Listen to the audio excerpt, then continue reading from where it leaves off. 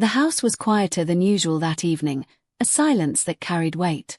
My husband had left early for another one of his business dinners, the kind that had grown more frequent over the past year. I had grown used to his absence, though the emptiness never stopped pressing in on me, never stopped reminding me how long it had been since he looked at me the way he once did. I moved through the hallway with no real purpose, just the instinct of someone restless, searching for something to occupy the long hours. That's when I heard it, a faint sound, the unmistakable rhythm of someone caught up in their own world. My breath caught in my chest, and I followed the sound without even realizing my feet were moving. The door to the spare room was slightly ajar, light spilling out into the darkened corridor. I paused, hesitating, a voice in my head telling me to turn around, to respect the boundary I was about to cross. But something else, something sharper and heavier, pushed me forward. Through the narrow gap, I saw him, my husband's stepson. Alone. Vulnerable. His body tense, his face caught in a mixture of release and shame, unaware that anyone could be watching. A rush of heat surged through me, not desire at first, but shock, curiosity, and something I didn't want to name. I should have stepped back, I should have looked away. But I didn't. My eyes stayed fixed, drawn into the secret I was never meant to witness. I leaned against the wall, my pulse pounding. Questions raced through my mind. Why was he doing this here, in this house? Did he not fear being caught? And why did I care so much? Why couldn't I turn away? The truth, whispered in the back of my mind, was simple. I was starved for something, attention, intimacy, connection. And in that moment, standing in the doorway, I felt the strange collision of my own loneliness with his hidden vulnerability. I told myself I would leave, that this was none of my concern. But even as I thought it, I knew it was a lie. Something had shifted in me, something that wouldn't allow me to ignore what I'd seen. I stepped back silently, closing the door without a sound, my hand trembling against the wood.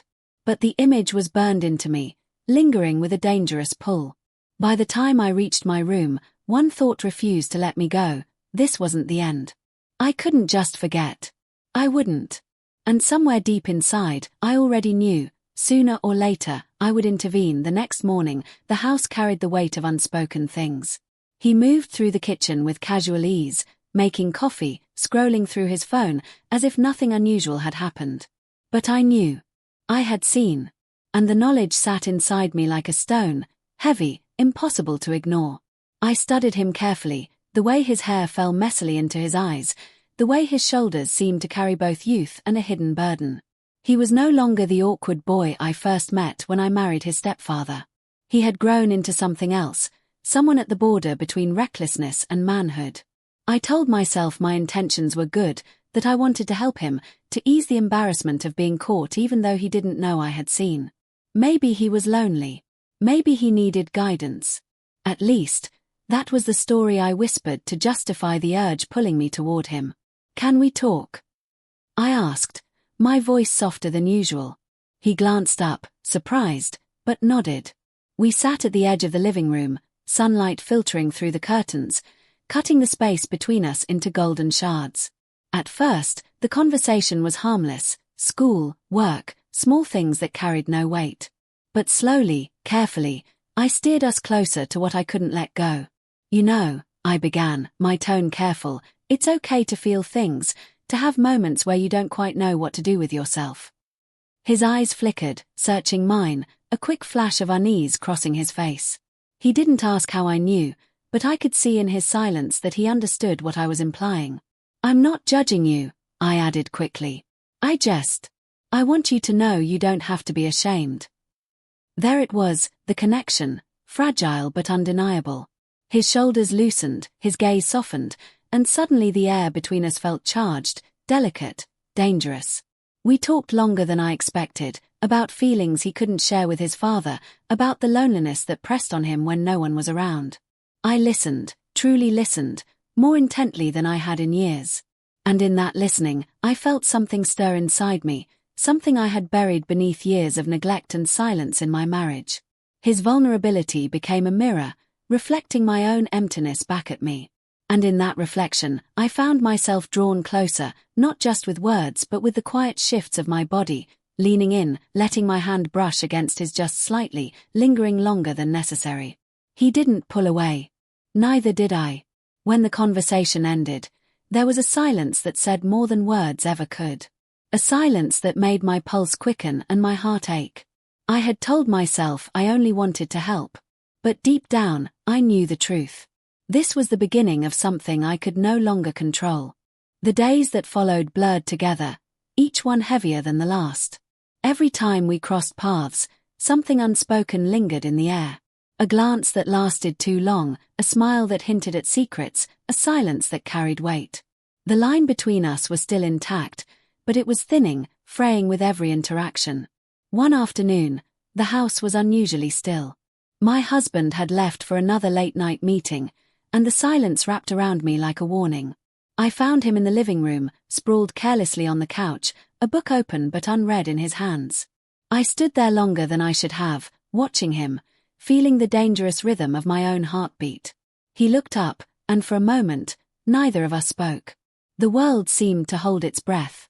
"I keep thinking about what you said," he murmured finally.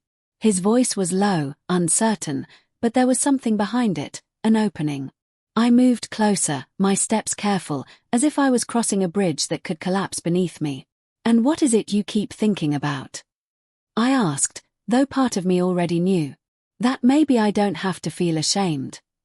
His eyes locked onto mine, and I saw not only vulnerability but something else: curiosity, desire, the very emotions I had been burying inside myself. I should have stopped then. I should have turned away, reminded myself of the vows I had taken, the life I had built. But the loneliness inside me roared louder than reason. I sat down beside him, the space between us narrowing until there was no space at all. The brush of his arm against mine felt electric, and when his hand trembled slightly, I placed my own over it, steadying him, or maybe steadying myself. The first touch was tentative, hesitant, almost innocent. But it didn't stay that way. The pull between us was magnetic, unstoppable. Words dissolved into silence, silence dissolved into breath, and breath dissolved into something deeper, something forbidden. When it happened, it wasn't just physical. It was every unspoken need, every neglected desire, every ounce of hunger that had lived inside me. I gave into it fully, knowing it was wrong, knowing it was reckless, but unable to stop. Afterward, the room felt different, heavier, charged, filled with the weight of what we had done. I lay there, my mind racing, my body still trembling with the aftershocks of surrender. I looked at him, and in his eyes, I saw the same thing I felt. Guilt tangled with longing, fear tangled with exhilaration. There was no undoing it now. The line we had crossed was behind us, and the road ahead was uncertain, shadowed, dangerous. For the first time in years, I felt alive.